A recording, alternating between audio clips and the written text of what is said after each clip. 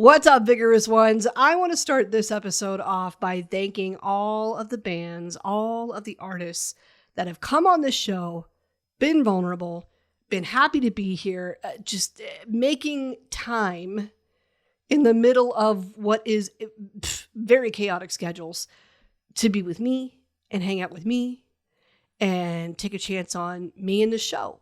Really, that's what you're doing, and I appreciate it very much. Y'all are booked and busy. I know this. So I had this thought, too, that I want to dive further into this episode. I understand that what looks booked and busy and pretty to us as fans completely overlooks the fact that you're humans with loved ones and a life of your own, too. And yet your priority remains the music. And we love that. We appreciate that. Somehow you make it all work. In a day and age when now you have an added layer. And that added layer is the world of social media. We're going to talk about all of that. And because I do think sometimes it is missed by the fans.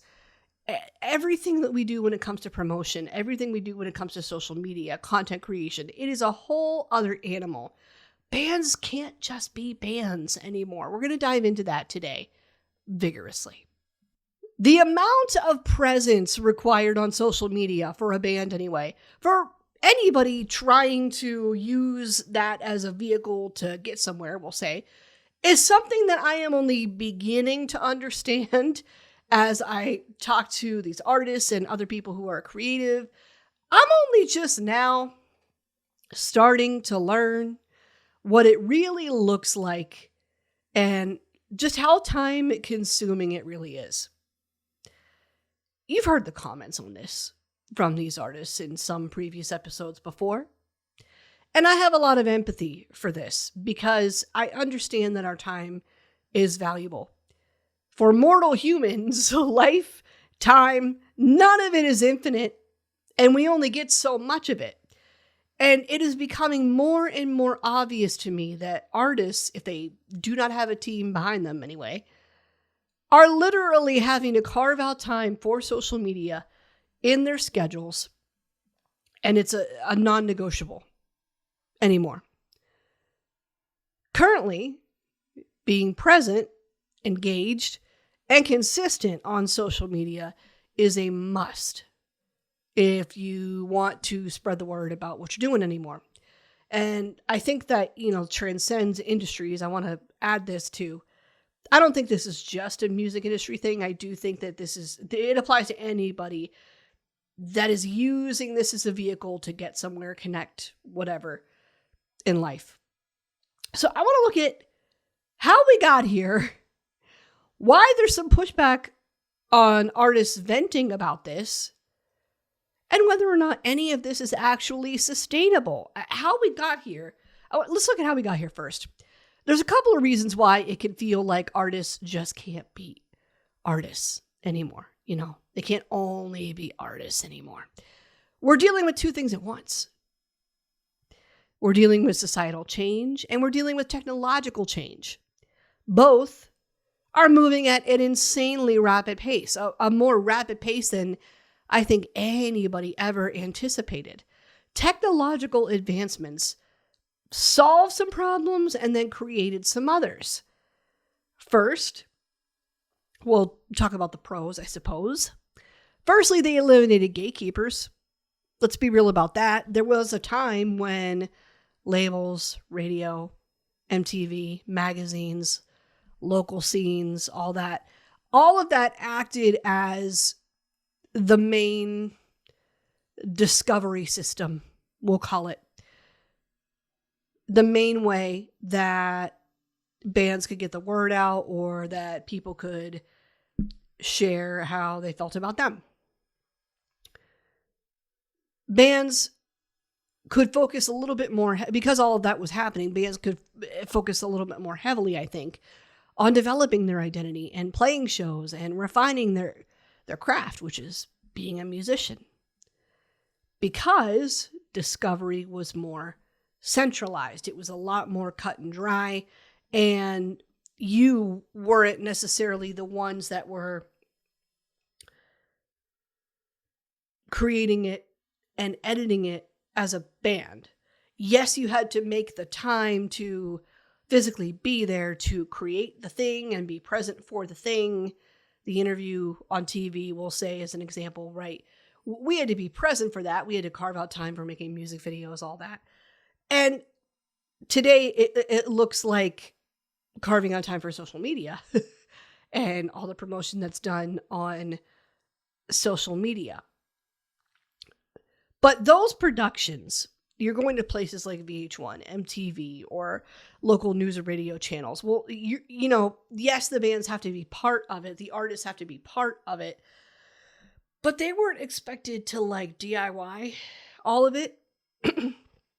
And most artists, at least the ones that I know, mostly DIY a lot of this shit. Like they unless they have a team behind them and they're at a certain point in their career where they can afford that, they're doing it on their own. And the internet has removed, excuse me, those gatekeepers. They've removed having to be on those channels and having to be on those mediums, but then that means you have to do a little bit more of the work yourself. So a bit of a catch-22 here. It did create the technological change. It did create infinite competition, oversaturation, constant visibility pressure, because that's what the algorithm wants. Anybody can upload music now, which means that everybody is fighting for the same finite resource, and that is attention. That is algorithm, real estate. They're all fighting for the same thing. And again, it's not that that wasn't happening in a different version before, but I think more of the workload to actually make it happen is falling on the individual. The societal response to some of the technological change we've just talked about has been things like streaming, changing the value of music, really. I mean, physical music once required commitment, it required money, and it required intentionality. You had to, again, money was also not something that was never ending. It was, or infinite in any way. It was, you had to be careful. You still have to be careful. So you would shop for music, you would choose a record with intention. And now music is instant, it's infinite, it's disposable. We cycle through these songs and these albums with much quicker attention spans and much less thought, I'd argue, than ever. Playlists have sort of replaced album culture. Passive listening habits are now taking over. And music becoming content consumed alongside everything else is sort of what we're seeing now. I mean, when listeners can skip a song in 5 seconds, artists have to design what they're doing, their promotion, yada, yada, yada, with that in mind. Because that's what we're dealing with today. And that changes the art itself physiologically. It changes the makeup of what we're doing. Like, we didn't just digitize music. We trained audiences to consume it differently just because certain things were no longer available. You know, the way we do all of this is different. And let's be honest about this. Social media does reward constant presence. Early internet culture still had a little bit of separation. I'm old enough, I'm 36 years old right now. And I'm old enough to remember the first day we got dial-up in my house and watch this evolution happen in real time. I know what life was like before. I know what life has been like since. I remember going and buying CDs for real and burning mixes for friends. And we all did it. If you're anywhere near my age, you remember doing that. And it looks different today. Early internet culture, bands had like their own websites. Maybe they had their MySpace pages. They had their own forums. All of that involved into algorithm feeds, engagement economies, nonstop visibility contests. Like, who is constantly out there showing up more times than anybody else, yada, yada, yada. Like, it's a lot. The shift, you could argue, became, if you disappear online, you disappear culturally. Because that's where anybody is, or most people anyway, are getting their information anymore, which is a whole episode unto itself. But, I digress. This is where we're at. So artists adapted in the meantime. Not necessarily because they wanted to, I'm sure, but because survival started depending on it. The way we use phones, I hinted at this, but we'll get more specific. That has changed human attention spans, and that has been a huge societal piece to this whole equation. The smartphone allowed constant stimulation, shorter attention windows, dopamine-driven scrolling habits, all the things that we're well aware of today. And now what that means is artists are going to have to compete against memes, against news, against influencers, against politics, against viral drama, against every other form of entertainment simultaneously, whether they're like, competing within their own wheelhouse or not. They're not just competing with other bands or even only bands within their own genres anymore. They're competing with the entire internet. That fundamentally changes how music gets marketed, because what it means is, or at least what it looks like today, we'll say, audiences now expect participation and not necessarily observation. Older fandom, what I still do and what I grew up doing, admiration from a distance. You could read a magazine with an interview, with one of your favorite members of a band or the entire band itself, and you could still walk away from reading that feeling like, that was fun, but there's still some mystery there. You didn't know everything, right? Admiration from a distance, reading things like that, getting those little windows into who they are as people, that only happened occasionally. Attending shows, yeah, you got to go. Okay, that's older fandom. That's just what we did. You want to see them, well, period. That's what you do. But now you can see them every day online if you really want to. So before, I think you kind of just took what you were given and then made your own assumptions. For the better or worse, that's what ended up happening. And like I was alluding to today, for a fan, I think all of this looks like interaction. It looks like replies. It looks like updates. It looks like behind the scenes access, emotional transparency. Fans have access to things they did not have before, things I don't think they even knew they wanted before, and have only had somewhat recently. Arguments can be made that what fans want is connection, personality, narrative, constant presence, and this is because the internet normalized accessibility and made everything accessible. So the artist then is no longer viewed as distant. They're expected to be constantly available and in your face, and that's encouraged. Then there's the capitalism of it all. Oh, we could do a whole episode just on this, and maybe someday we will. But personal branding, that whole culture, that accelerated everything. Everyone online is now encouraged to think and present themselves as though they are a brand. We're talking consistent color palettes. We're talking consistent messaging. Polish it. Depending on the platform, this is encouraged. In some ways, I think Instagram still encourages this.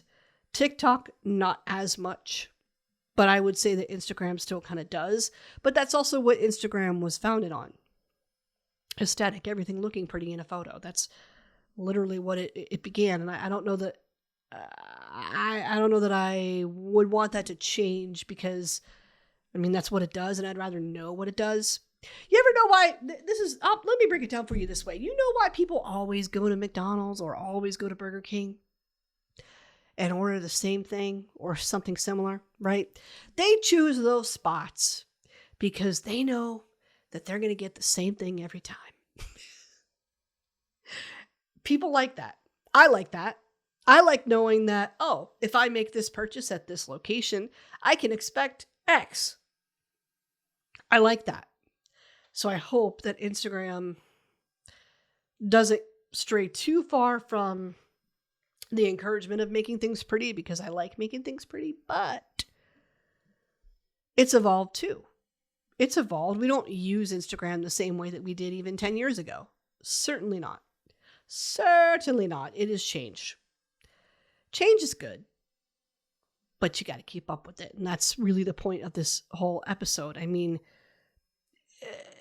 because every artist, every person that has a specific goal, like, and if it involves social media and using that as a messenger, well, you're encouraged to think like a brand in that space. So you're not just a musician, you're a writer, you're a journalist, you're a filmmaker, you're a photographer, you're in a way normalizing yourself for other people. But this is also why we say bands can't just be bands anymore. They literally have to, they have what equates to multiple full-time jobs, all wrapped into one, if you really think about it. Because the internet economy rewards visibility, it rewards self-promotion, it rewards monetizable identity. So musicians become absorbed into this content creator culture, again, whether they wanted to or not. They are entering hustle culture. But, you know, I hinted at this too. And after some thought, I realized that technological and societal changes are not all doom and gloom. Some of this is for the better. The system created opportunities too. I mean, without social media, many independent bands would just never be discovered. Niche genres couldn't find global audiences. Artists wouldn't have direct fan access. Labels would still control most visibility and have more of a say in what that looks like. Now, a deathcore band from a small town could possibly go viral globally, build a fan base independently, and solidify a fan base internationally much more easily and quickly than they could before. You could say technology ruined music, but you would be missing something. Because I think the actual issue is this. The modern system rewards constant attention maintenance in ways human beings were not properly psychologically built for. That's the deeper conversation. And this right here is what I specifically empathize with. I feel for the artists who are now ripped from their loved ones and those strong relationships because they're spending so much time connecting with fans who, let's be real, and I'm including myself in this, I call myself a fan. Some can be fickle. Some fans can be fickle. So that begs the question, is my time invested in content creation and social media the most healthy or sustainable way for me to exist as a human if I'm investing so much into something that isn't as solid as maybe my real life over here is? And this is why paying attention to burnout and boundaries and limits are going to help anybody answer that question for themselves. I can't answer that for you, but you can answer it for yourself. And we have to set those precedents in a world that doesn't do it for us. We don't do it anymore. It looks different, like I just said. So in response, we have to be the ones to say, look, I've got a limit to all of this. I will do what I can because I understand that it's, part of the way things are right now. And I don't even have to like it. But I can do it and put a limit on it. I can still show up in my own way and still be relevant and still be part of the conversation and still be fulfilling my responsibility of getting the word out. I think you can do it. You can do it with boundaries and limits, but it's very hard. And this is what I empathize with. And this is why I don't really like it when it comes to the pushback I've seen that artists get when they vent about this sort of thing. Like I said, I empathize with any band that said, man, I just can't be a band anymore. Like, I can't just be a band anymore. Like that's not the only thing I do anymore. I empathize because I'm a creative person branding and paying attention to those things myself with this podcast. And I understand that time and money invested in this is not infinite. And sometimes even I get burnout. And I go, you know what? Today, social media just is not the most important thing. And I'm going to be okay with that. We all prioritize that way, and we all should as life happens. We should. Really. I've had this conversation with a bunch of other people lately, especially with these last 2 episodes and what some of the content of them has been. People don't see, I think some of this is kind of clouding the realization that there's real stuff happening. And that real stuff is, I am a working class person. Most of us are. And I do not have a team around me to take care of things for me while I go out and go, da, da, da, da, let me entertain you today. I don't have anything. I don't have anybody taking care of. Most of us of a certain class do not have anybody else saying, let me get those dishes and mow that lawn or whatever, while you go entertain everybody and you create content. And we don't have that. We don't have it, endless income. No, there's a point where there's limits on that too. So yeah, it might be a week before I get the laptop up and running again, or next paycheck until I get the laptop up and running again and you guys see me again. And that's not something people think about. It's not something that the algorithm forgives, which is even more unfortunate. But they don't know. They don't know any better. They would rather push for the opposite because that makes money for them. Let's just be real about it. What I see are the humans behind the music and the humans that are behind all the creative fun stuff that we see online. I'm like, you know what? Most of them, unless they're in a very specific class, run their shit the same way. And most of them do not have teams behind them, housekeepers, all the, accountants, people doing all of that stuff, admin type stuff. Most of them don't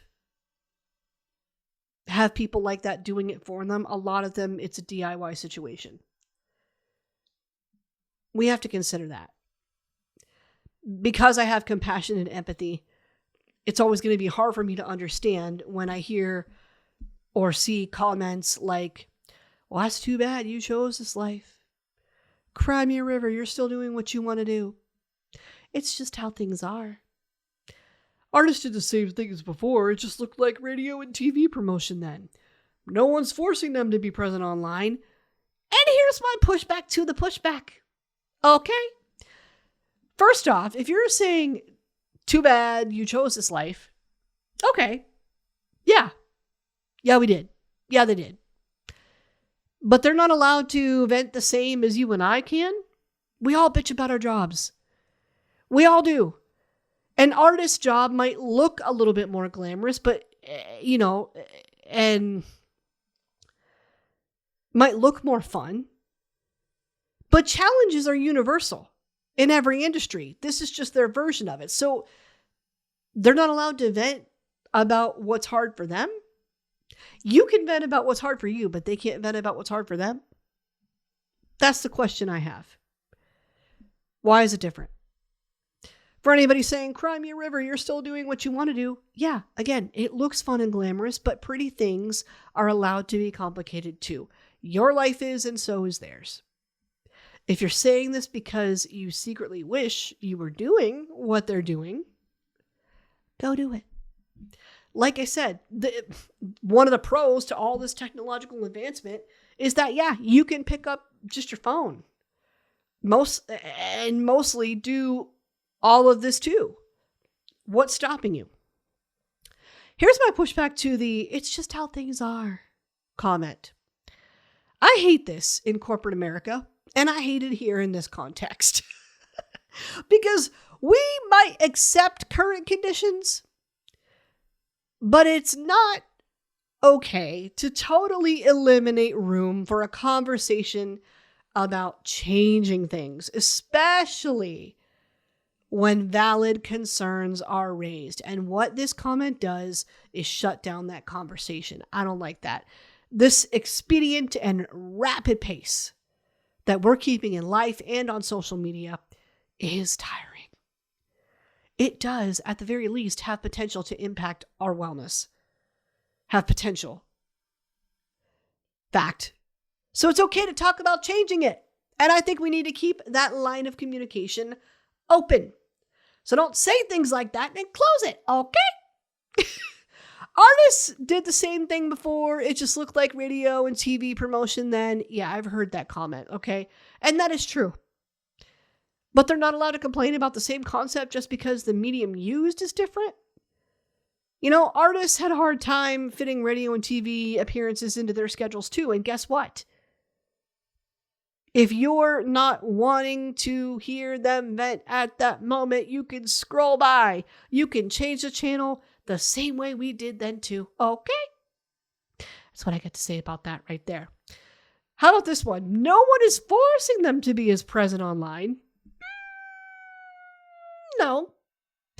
No one's holding a gun to their head, but I somewhat disagree with this one because you can't deny that a consistent presence online isn't rewarded by the algorithm. That has been proven.